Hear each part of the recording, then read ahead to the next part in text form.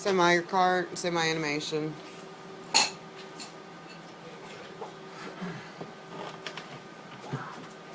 Go see.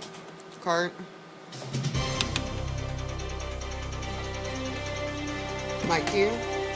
10 years ago today, the Iraq War began. Tonight we hear from two local soldiers who served several times in Iraq during the war. Plus, the story of murderous Tony Joe Henry has long captivated the imaginations of people in Louisiana, but especially here in the Parish.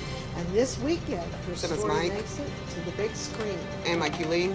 And if you're unhappy with your landlord, what can you do about it? Tonight, some answers. 7 News at 6 starts now. Go see. Boosted. Definition. Sponsored coming out to a sod out of 1, then keyed on Lee. This is 7 News at 6. And set of 1. My fellow citizens, at this hour, American and coalition forces are in the early stages of military operations to disarm Iraq, to free its people, and to defend the world from grave danger. Mike Q. Good evening, I'm Lee Peck, in tonight for Cynthia. That was how President George W. Bush told America and the world 10 years ago tonight that the United States and its allies had launched a ground invasion of Iraq. 7-2. Mike Q. And this is how the war started. Tomahawk missiles fired from Navy ships targeting Saddam Hussein's military's command and control centers. And 3. Mike Q. But this would be a ground war. U.S. troops would push north towards Baghdad and would take the Iraqi capital less than a month later as the Saddam Hussein regime crumbled. Then U.S. soldiers would face a different enemy, insurgents, many from outside Iraq, many with links to al-Qaeda. The U.S. soldiers were targets of roadside bombs and ambushes for several years as the death toll among U.S. forces topped 4,400 before the withdrawal. The war in Iraq may be over for U.S. forces, but the country is far from peaceful. Today, the 10-year anniversary was marked by a spree of car bombings around Baghdad. Nearly 50 people were killed. So far, no one has claimed responsibility. The soldiers who served in the beginning years of Operation Iraqi Freedom remember what it was like. KPLC's Jaron Jordan caught up with two local soldiers and is standing by with the story of their first combat mission. That's right, Lee. Well, any soldier who served in Operation Iraqi Freedom can remember this day 10 years ago when President Bush made that declaration that forces had moved across the border into Iraq. But it was 7 months later that a local unit of the Louisiana National Guard found out they would be joining the forces in combat. It was October 2003 is when we first got this is a minute 46. Lasted a lifetime. We'll come back to the flash for a tag, then go keyed on Lee. Operation Iraqi Freedom. In that unit, Sergeant First Class James Lasher and Major Aaron Dupelshane. For the two men from Lake Charles who joined the National Guard in the early 90s, Iraqi Freedom would be their first combat mission. Waiting to go is extremely anxious because you don't know what to expect. I'll tell you, some days the worst seem to come all at once, but overall I think we were prepared and we performed our mission very well. They served in Iraq between 2004 and 2005. Fighting alongside active duty military members and working closely to secure the citizens of Baghdad. Getting shot at on a daily basis, it just became 1 minute, normal duty day. I mean, a lifetime. Coming back to the flash and go key on Lee. Smoke from an IED, an explosion that had gone off. But along the way, the unit lost over 30 soldiers, 6 from Lake Charles's 3rd Infantry Brigade, memorialized today in their Lake Charles headquarters. We'll never forget those soldiers and the sacrifices that they made. You know, they paid the ultimate sacrifice, so we won't forget that. 5 years later, Dupelshane and Lasher found themselves back in Iraq, this time taking a back seat to Iraqi security forces and working in more of a transitional role. That deployment was significantly different. We provided convoy escorts. Again, that was a totally different experience from our first experience. 2 experiences in a war that has shaped the history of the world and not only changed things overseas, but changed the men and women serving there. We learned a lot about each other. We developed a lot of friendships between ourselves and a lot of bonds that will probably last a lifetime. And Mike Q. Now, Major Dupletion and Stand by Sergeant First two, Class Keaton, Lasher both recall working with civilians as one of the things they'll remember most about their service in Operation Iraqi Freedom. That and their ability to selflessly serve their country. At your service, Jaron Jordan, KPLC 7 News. Mikey Lee. Louisiana's unemployment rate has creeped back higher. The Bureau of Labor Statistics says Louisiana's jobless rate was 5.9% in January. Stand by to animate That's it up out. 0.3% from December. The number of the people on payrolls in Louisiana also dropped. In fact, Louisiana was the only state to see a significant drop on the payroll survey. The Coushatta tribe recognizes that diversity is critical to a secure economic future. So even though casino gaming is their big success, today they hosted an agribusiness marketing conference on tribal lands near Elton. Tribal Council member David Sickey explains it's a Native American tribe taking a leadership role in agriculture. Attendees had the chance to learn about the Coushatta tribe's hydroponic gardening project. Produce grown in an enclosed greenhouse. 23 seconds, lettuce and tomatoes, more VO coming back keen. Enriched with nutrients and Push your audio. And what you're going to see is the first phase of the project. 10 seconds. That under the guidance of the Coushatta Heritage Department and under Gardner Rose, that facility has been producing lettuce, tomatoes. Mike Q.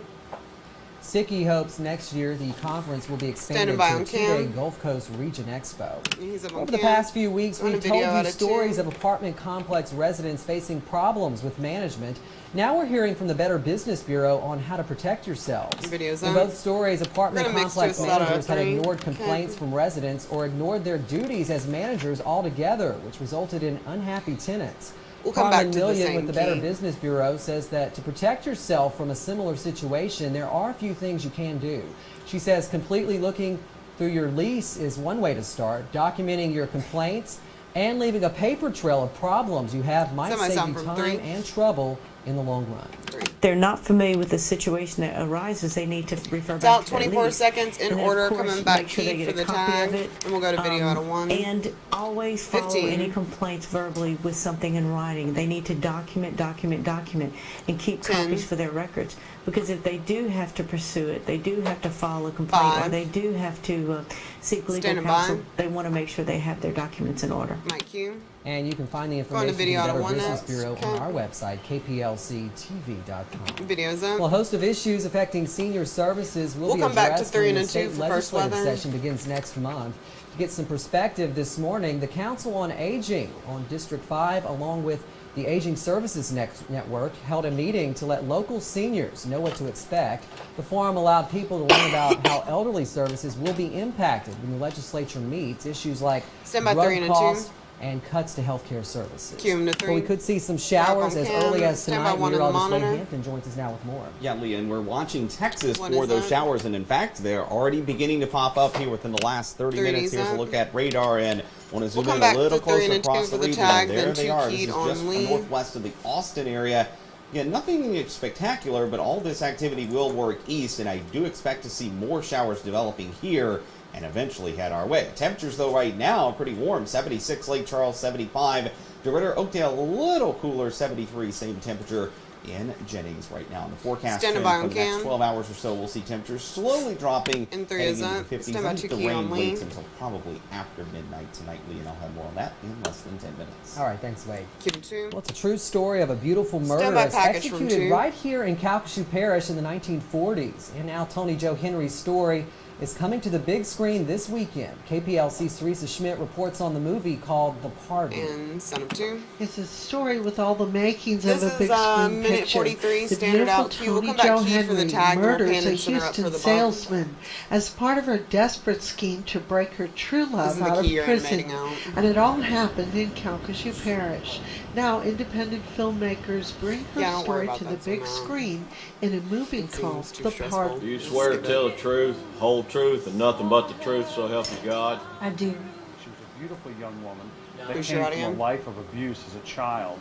And it's a story about hope and redemption also, about her journey and about where she got to, how she got there, and at the end of how she gracefully accepted the end of her life. November 28, 1942, Tony Joe became the only woman to die in Louisiana's electric chair. The death sentence that she got, the death penalty, seems very unfair. And the court transcript showed that there was a lot of things that were done in the court case that were unjust. She's a sympathetic character, especially considering her mental state and what many consider a lack of definitive evidence as to whether she or her accomplice killed salesman Joseph Calloway. You really don't know. There is no way of knowing exactly who pulled the trigger, so we show two sides of the story. It's basically a whodunit. Producers of the film say it'll be released this Friday, and if it does well, it'll be held over another weekend. And then if it does well in Louisiana, it may be distributed to other parts of the nation. It's true that you did in fact fire a fatal shot? No, sir. 5 seconds. At your service, Teresa Schmidt, KPLC 7 News. And Mike Hewley.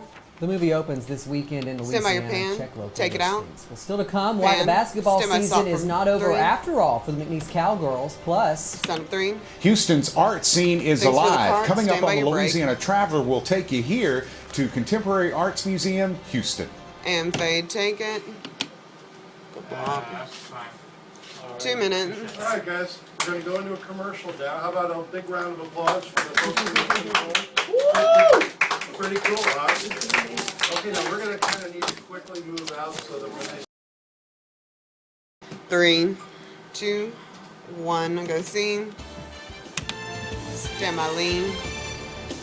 Go key, my cue. Tonight, the Louisiana Traveler crosses over the Sabine River to Texas to check out Houston's growing art scene. KPLC's John Bridges tells us art enthusiasts are coming from all over the world to see what Houston now has to offer.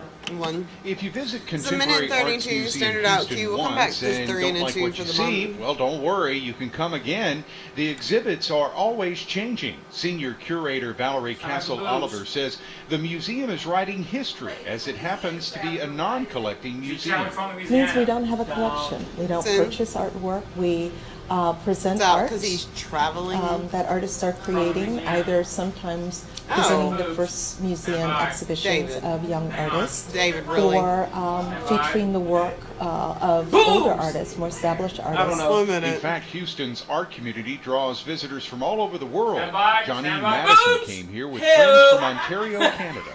This is my very first time in Houston, and I came just because I wanted to see the art. I tend to like to go to other cities just to look at art. I'm an artist myself, full-time professional exhibiting artist. So I like to go to other cities and see what they have to offer. Located here in the heart of Houston's Museum District at the corner of Montrose and Bissonnette, Contemporary Arts Museum Houston has been here since 1948.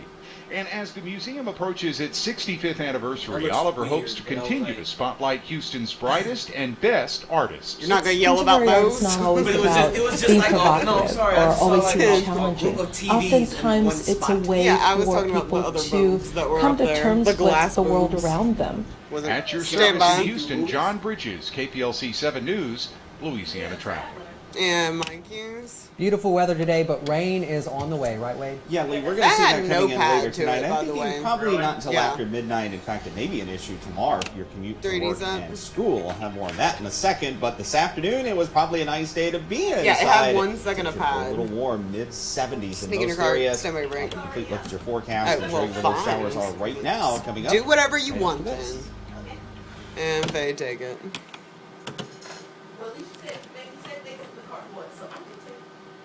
That's just because kids were here. Crack was. 1X, a big ordeal, 15. That was 90s. That was 90s? Tim. When was the 4, 3, 2, love go see? Well, during the free love time, was that just like LSD and stuff?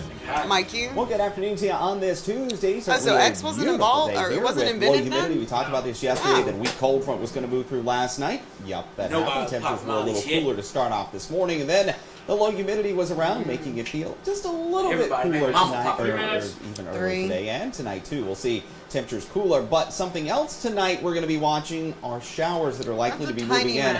Here's the satellite radar across the region. We're going to be talking more about that in a second, but there are already showers finally popping up over central Texas, kind of west of I-35. That is going to be heading in our direction later tonight.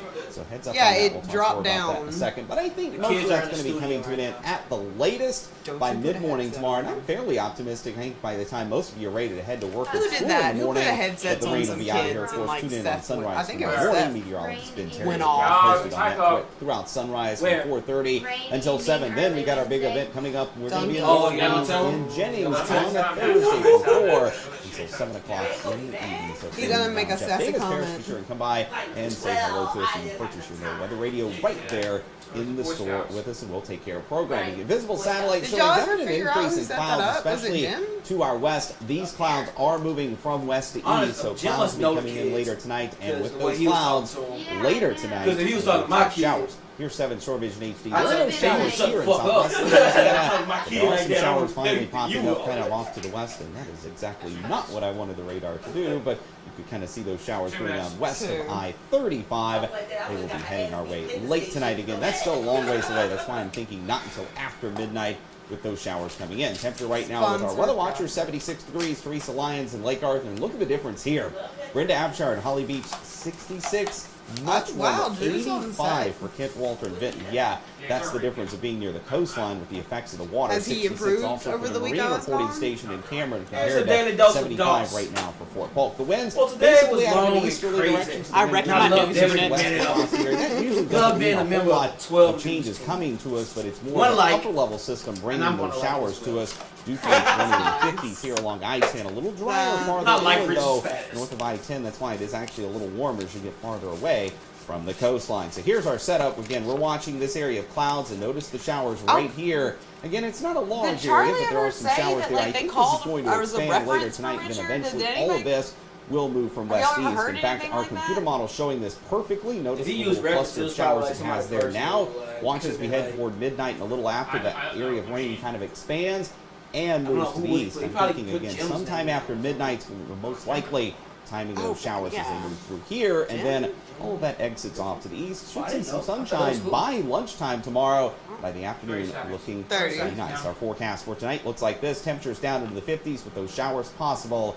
Again, primarily after midnight. Your chance for rain tomorrow. Well, I don't think they're allowed to say, like, oh, dude, don't do that. Get ready to head and work to but I think they're being like, showers will be done. We look good on Thursday, then probably another round of rain. He had some difficulties, but he always was on work on time, you know, crap like that. But some showers tonight, so they're up on cam. Raindrops on the roof. Stand by 2 Center on Drew. Drew's here with sports and a pleasant surprise for the McNeese Cowgirls. Well, and for me too. They may have thought their season was over last Friday in Katy, but the McNeese ladies have at least one more game before they're done. We'll tell you about it next in sports. Don't worry about it. And Faye, take it. That was hilarious. No. Like he goes. 5, 4, 3, 2, 1. Go see. Now 7 Sports with Drew Shirley. Local first. Go Key, Mike. Last Friday, it seemed to be over. After losing in the semifinals of the Southland Conference Tournament, the McNeese Cowgirls knew they wouldn't be going to the NCAA tournament for the 3rd straight year, and they figured they wouldn't have a shot at the women's NIT either. The ladies decided to keep practicing anyway, just in case something great happened. And last night it did. The Women's Basketball Invitational offered the Cowgirls a bid in their postseason tournament, which means Ashlyn Baggett, Caitlin Baggett, and the rest of the McNeese women still have something to play for, at least one more game wearing the blue and gold. We're kind of just in denial about the end of the season, so we're going to wipe to full screen. It's kind of a normal habit. This is 29 seconds even going we don't know if we're going to play. It's exciting. I mean, what a great opportunity for our program and for our girls to put a jersey on again. You know, it's a great surprise. You know, I was so excited when we got that phone call last night. For us to be in one of them, that's such an honor. Even if it's not the NCAA tournament like we had hoped for the whole season, but it's still we're getting a play in the postseason like many other teams are going home. The Cowgirls are the 8th seed in the West region of the WBI tournament, so they will travel to Macon, Georgia, and play top seed Mercer on Thursday at 7 p.m. If the ladies win, they could potentially play their 2nd round game at home, but either way, it's at least one more game for the Cowgirls. The McNeese baseball Cowboys are 10-8 on the young season and hoping to make that 12-8 after today's doubleheader against 1-9 Harvard. a school from somewhere up north that no one seems to have heard of. Videos up. Taylor Drake gave the Cowboys a 4-0 lead with a grand slam before I arrived there. And then in the third inning, it's Drake going deep again. Yeah, not as far this time, but it's in the gap for a double. I'm not going to put that in. McNeese is in business. The next batter is Connor Lloyd, and he rips the ball up the middle into center. I don't know, David, Around do you think he comes wants third. that blank Around super? Third comes Drake. Cup. That's what I'm trying to say. That makes it 5-0 McNeese. Top of the fourth, and it's Connor Lloyd again, but this time on defense. The diving stop at shortstop, and the throw to get the lead runner. Great play by the Cowboys shortstop, and the Cowboys go on to win this one big, 10-0. Stand by full screen. Final in 7 innings. The Cowboys in crimson will go again and play 9 innings after this one's over. The McNeese softball Cowgirls are winners of 10 games in a row. They'll try to make it 12 in a row, 11 in a row, is what I should say, tonight against Louisiana Monroe. Game underway at 6. Highlights tonight at 10, and maybe I'll get some dental work so I can talk tonight at 10 with those highlights. Maybe Sneaking our cards. All right, thanks. When we come back, Wade has another check of the weather and that rain coming our way. Stay with us. Okay, take it. 2.5. Lee looked adorable in that bump out. 10. 5, 4, 3, 2, 1, go see. My cue. New on Nightcast tonight at 10. Chilling news for soda lovers today. New research links overconsumption of sugar-sweetened drinks with 180,000 deaths worldwide each year. And who called who? Fishermen hook a great white shark. Then they got taken on a wild ride. Those stories and much more tonight at 10 on Nightcast. Well, the first graders at St. Margaret Catholic School in Lake Charles held their Easter hat parade today. Take a look. Happy Easter! The students showed off their arts and craft skills, making hats and parading around the school for other students to see. The students, their parents, as well as teachers all take part in this project. It's been a long-standing tradition at the school for more than 20 years. And one. They're judged as funniest, most creative, and pretty. So some of them are very traditional, very pretty with lots of flowers and butterflies. Some of them are very extraordinary. They might have a baseball helmet that they've decorated, a football helmet they've decorated before. Thank you. I think she said extraordinary. Easter Sunday is March 31st of this year. Next week, so still got a little time to watch that. We are also watching some showers just to our west. 30s up. 100 miles to our west. There they are west of I-35, approaching the Killeen area. That's all moving to the east. Our 7-day forecast does deal with that again. Some showers will be moving in tonight after midnight. You can track them on our 7 Storm Vision weather app. You can go to your app store and check that out. I've got it right here on our iPad. So my website. If you have an iPad or any other smartphone, go 15. to have the app. Information right there at your fingertips. Thanks, Wade. We're back here tonight at 10 for Nightcast, or anytime, like we just mentioned, online and on your mobile device. KPLC-TV.com. Thanks for watching. Y'all have a good evening. 1, Faye, take it. That was something.